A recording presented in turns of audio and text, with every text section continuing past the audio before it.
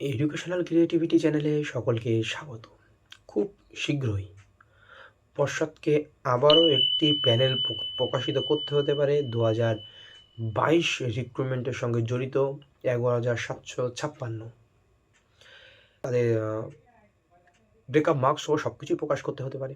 আমরা জানি সুমন্ত কোলে সহ প্রায় 40 জনের ডুয়াল ডিগ্রি থাকার জন্য যে সময় তারা 2022 রিক্রুটমেন্টে আবেদন করেছিল সেই সময়ে তাদের বিএড ও ডিএলএড দুটিই ডিগ্রি ছিল, কিন্তু বিএডে তাদের বেশি নাম্বার থাকার জন্য বা বিএড ভ্যালিড 29শে সেপ্টেম্বর 2022-এ যখন তারা অ্যাপ্লাই করছিল ইন্টারভিউয়ের জন্য 2022 রিক্রুটমেন্টে, তাদের বিএড ডিএলএড দুটিই ছিল। তখন বিএড প্রাইমারির জন্য এলিজিবিলিটি একটি ছিল, ক্রাইটেরিয়া ছিল, কিন্তু সুপ্রিম কোর্টের রায়ে সেই বিএড বাতিল হয়ে যাওয়ার পরে তারা ইন্টারভিউ দেওয়ার পরেও তাদের প্যানেলের নাম আসেনি। তার জন্য মামলা হয়, আপনারা জানেন।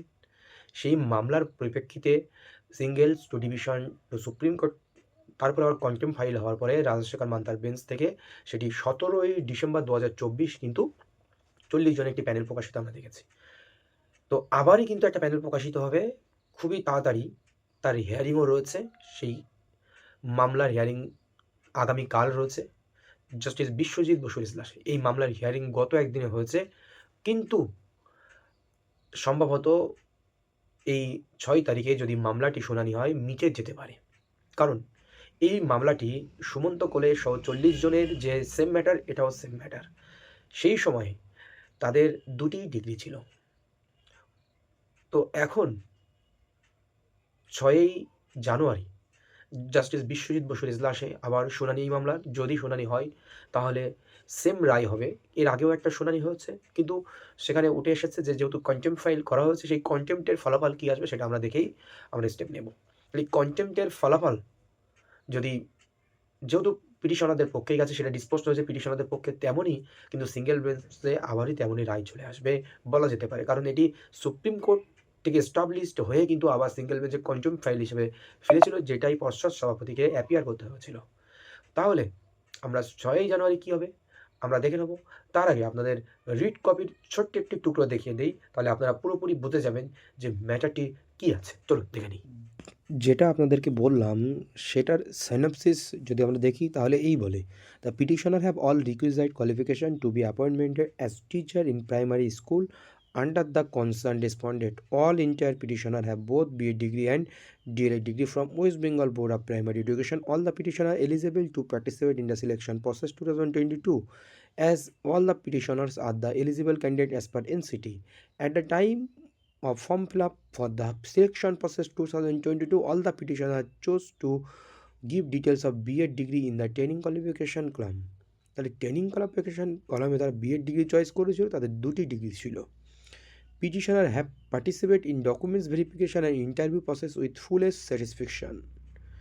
But recently the petitioner came to know that the candidature of the petitioner are not considered keeping in mind the judgment of Supreme Court. Supreme Court judgment ফলে তাদেরকে আর গণ্য করা হয়নি প্রার্থী হিসাবে। All the petitioner have minimum training qualification on the date of notification, date 29 September 2022, and eligible to participate in the selection process 2022. In spite of being eligible candidates, the candidature of petitioners are stand cancelled. petitionerদের candidature প্রার্থীপদ বাতিল করে দেওয়া হয়। At the time of advertisement, all the training degree were valid for primary recruitment processes. Accordingly, all petitioners choose to give details of BA degree in the training qualification column. All the petitioners have both BA degree and DLED degree from West Bengal Board of Primary Education. এই হচ্ছে dual degree. The petitioner can put only one degree's details as their training qualification, কারণ সেখানে কোনো separate column ছিল না আলাদা কোনো একটি ডিগ্রি অ্যাড করার জন্য। Before cancelling the candidature of the petitioner, the board did not give chance to alter or edit the portion of training qualification to the petitioner in spite of several requests. এর জন্য board কোনোভাবেই তাদের training qualification change করার জন্য edit option কোনো দেননি বা বোর্ডের সঙ্গে যোগাযোগ করেও কাজ হয়নি।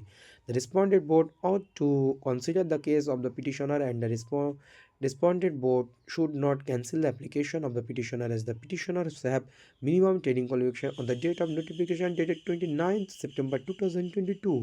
As per NCT, the petitioner made visitation and informs the responded board. The responded board failed to solve the problem. British অনাররা বোর্ডের দ্বারস্থ হয়েছিলেন, বোর্ডের কাছে গিয়েছিলেন, বারবার দেখা করেছিলেন, কিন্তু তারপরেও কোনো কাজ হয়নি, সেই সমস্যার কোনো সমাধান হয়নি। এই হলো আপনাদের কেসের সাইনপসিস। তাহলে আমরা 6ই জানুয়ারি কী হয় আপনাদেরকে অবশ্যই জানাবো, যদি হিয়ারিং হয়ে থাকে। ধন্যবাদ, আজকে এই পর্যন্ত।